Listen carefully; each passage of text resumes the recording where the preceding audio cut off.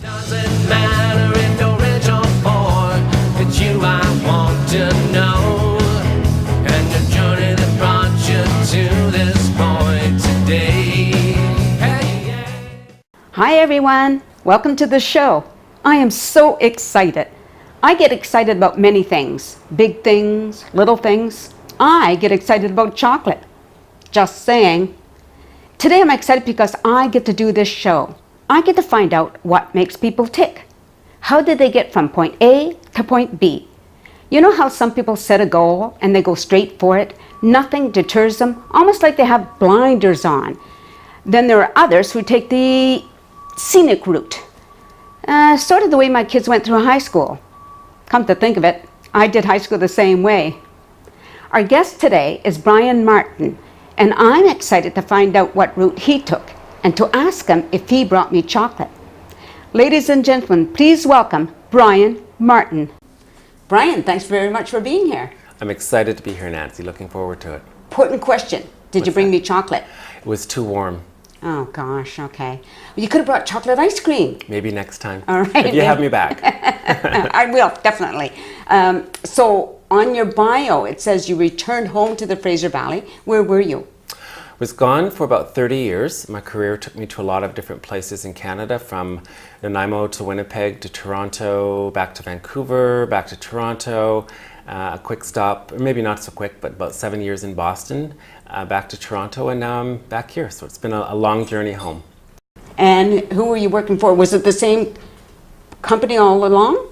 It was a few different companies, and some actually I hopped back and forth between them. So I started out originally with a division of the Hudson's Bay Company for the Zellers division, initially in the stores, and then an interesting role in regional operations.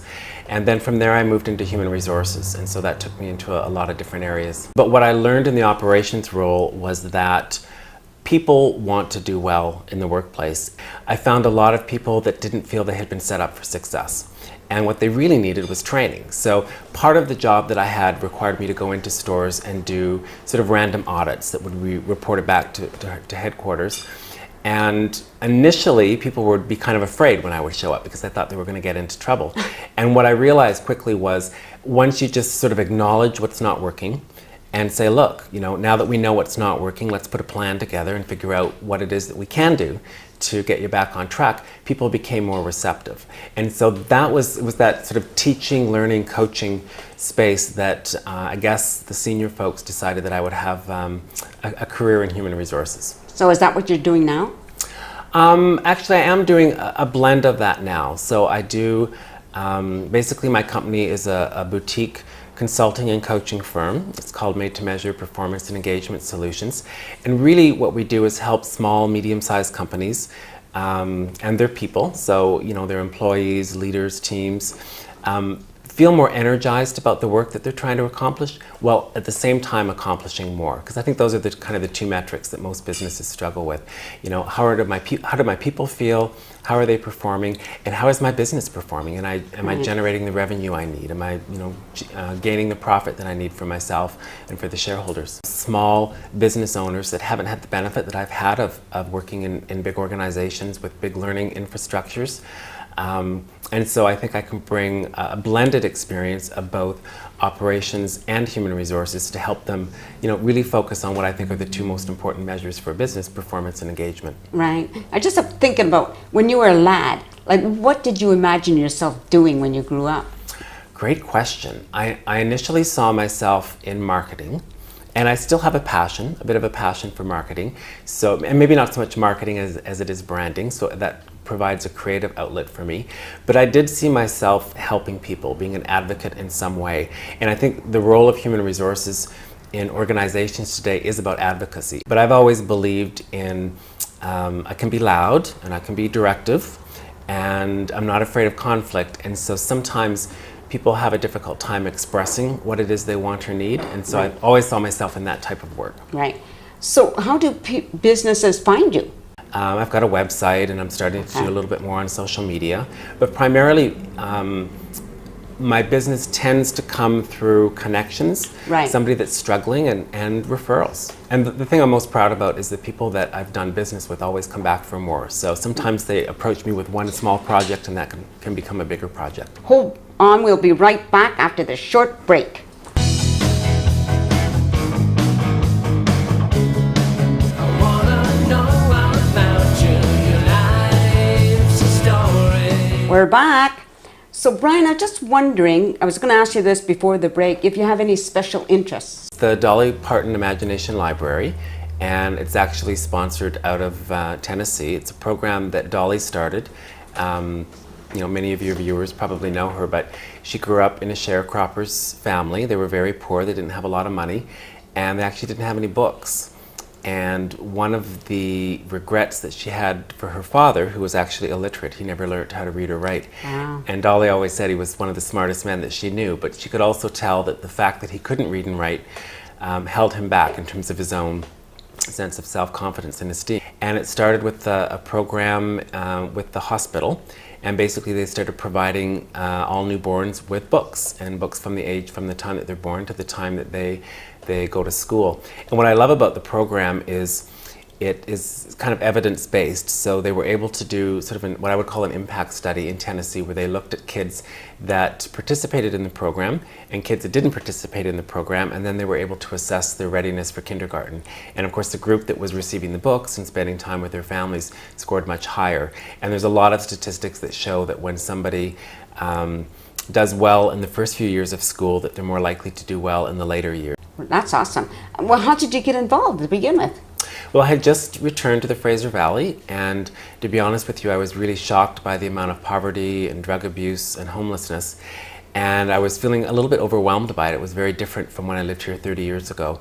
And at the same time, there was an article in the local paper, Maxwell Newhouse, who had just been selected by the curation committee on the Imagination Library. So I read about it, and it got me thinking about the Imagination Library. I'd heard about it at some of Dolly's concerts. I'd been to Dollywood and kind of... You did? Yeah, I've been there. I've made the trek to Dollywood. Did you meet her? Sorry to I interrupt. didn't meet her. Oh. I didn't meet her, but I got to go on her bus. So Oh, I thought well, that there was you pretty go. good, and I got to see some of her costumes from some of the legendary movies that she's been in. So I was familiar with the library, and I liked sort of who she is as a person, her character, and her values, and I thought that might be a great fit for my business, for Made to Measure. And so on a whim, I just reached out to them, sent an email, and thought if it's meant to be, I'll hear back from them. And I did. I heard back within a couple hours, and within 2 days we were on a webcast call, and I was really impressed after I spoke to some of their people there, and that's how it all started. So you're instrumental in bringing it to this area.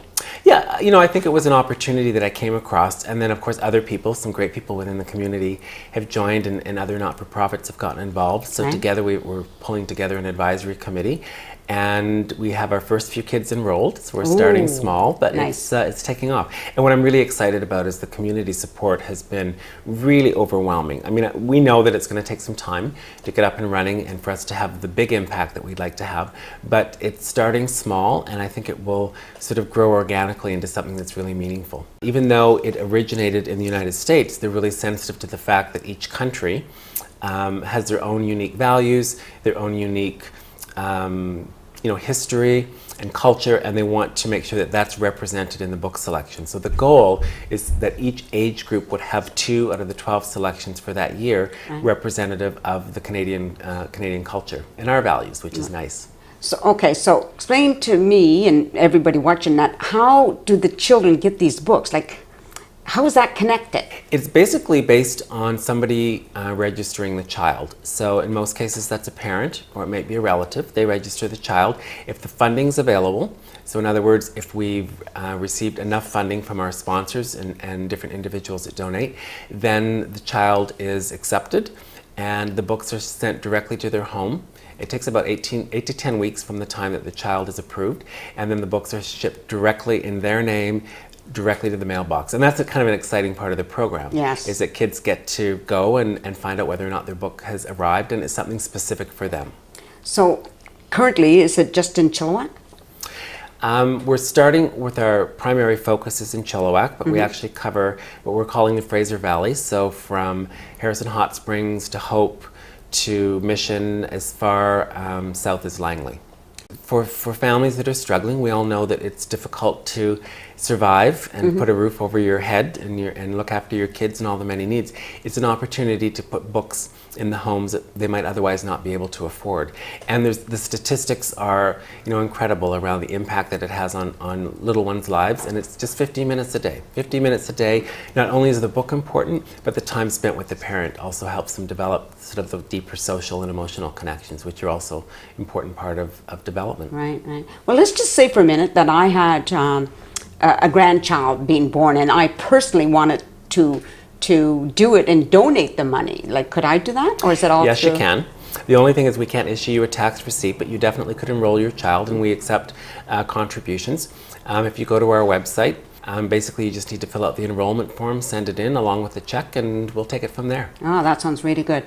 Now, I just wanted to check on something a little bit different at the moment, because you said you Okay. came back to the Fraser Valley. So, is home Chilliwack? Another great question. I mean, I think of home as the many parts that I've lived in Canada, in the United States. But I would say that if I think about my childhood, I definitely spent most of the years of my childhood in Chilliwack. And most important, my family members are here. So my mom and stepfather now live here. I have a sister that's in town, aunts and uncles, and my grandparents lived here. So Yeah. those were great years. So it's great to be back. Cool, that's awesome. I think we're out of time here, but listen, I really appreciate you coming, and I think you should be back. Come in the colder weather so you can bring some chocolate. You got it. You pick the date and I'll be there. All right. Thank you for watching. Hope to see you next time. Peace out.